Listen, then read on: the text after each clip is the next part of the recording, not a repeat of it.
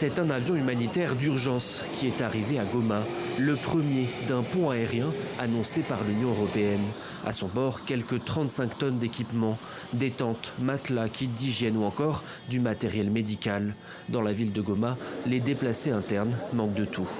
Nous sommes là pour marquer notre solidarité aux populations de l'Est du Congo, du Nord Kivu en particulier, et de Goma.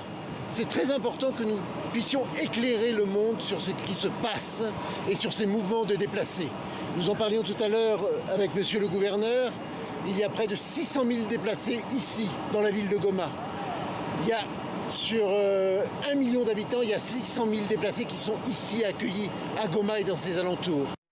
Les réfugiés continuent d'affluer dans des camps déjà saturés. Sur le terrain, la situation ne s'améliore pas, au contraire. Après une journée d'accalmie, les combats entre l'armée congolaise et le groupe armé du M23 ont repris.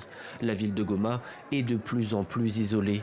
Les rebelles tentent de prendre le village de Saké, à seulement 30 km à l'ouest. S'ils y parviennent, ils couperaient la capitale du Nord Kivu de sa principale route de ravitaillement.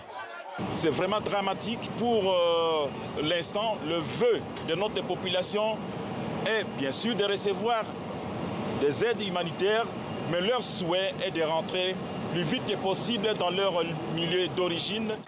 L'ONU a de nouveau exhorté à ce que le plan de désescalade soit mis en œuvre.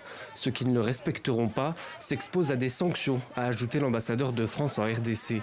Selon les Nations Unies, en un an, près de 800 000 personnes ont dû fuir leur foyer à cause du conflit.